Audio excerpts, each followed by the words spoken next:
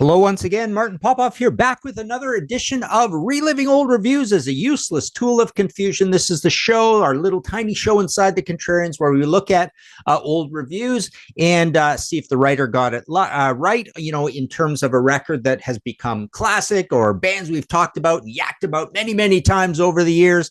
And it's basically me reviewing a review. So today we're looking at an album by this band here, Thin Lizzy. I've got a bunch of Thin Lizzy books. You can go to, here's one of them right here. You go to martinpopoff.com for any of these. I've got Thin Lizzy, a visual biography. This is the latest one, Thin Lizzy on Record. Honesty is no excuse.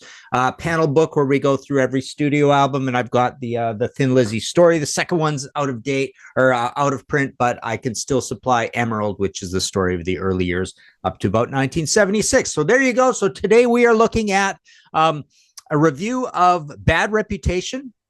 This is by Stephen Demarest. This is in Rolling Stone magazine, October 20th, 1977. So it's good to see Rolling Stone reviewing Thin Lizzy. Let's see what they have to say here, and we shall critique and criticize, maybe, or praise. Who knows?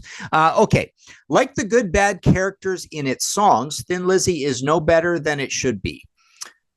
Interesting. Catering to the moderate hard rock mainstream. Boy, moderate dash hard dash rock.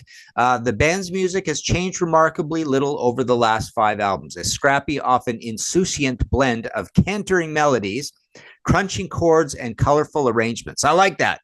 Bunch of C alliteration. I like the use of the word cantering in there. And I like this opening thing, the good bad characters in its song, good dash bad. So yeah, conflicted characters. But it's kind of like its songs, and you already understand that or think that the writer doesn't realize this is all Phil, right? So let's see. Cantering. Okay, if the members of Thin Lizzy are not particularly innovative, they do explore their chosen territory with uncommon flair, polishing their reliable style a little more each year.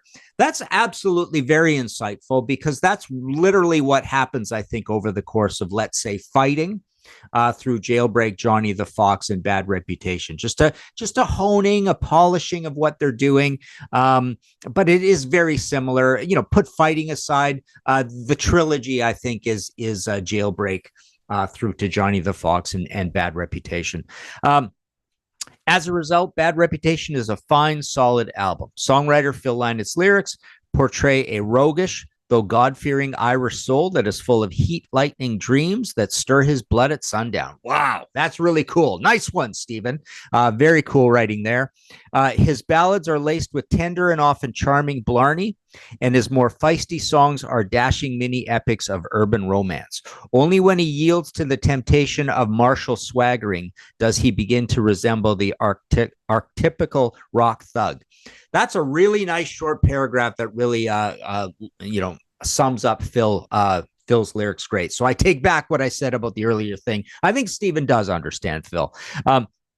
Such churning tracks as Opium Trail and the title cut are the sort of tedious stadium rumblers that turn brains to sawdust.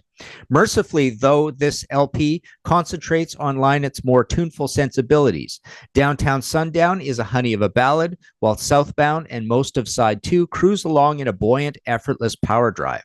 In Dancing in the Moonlight, the extraordinary finger popper with drowsy sax shadings, that's really nice, drowsy sax shadings, matches the best of Springsteen or Van Morrison. Throughout the album, Scott Gorham's shivering guitar patterns ice this already rich cake of wax. Wow, very nice. Bad Reputation may not be the stuff of legend, and it may not hold many surprises, but it does satisfy as a first-rate rock and roll consumer good. That's a really, really good review all throughout.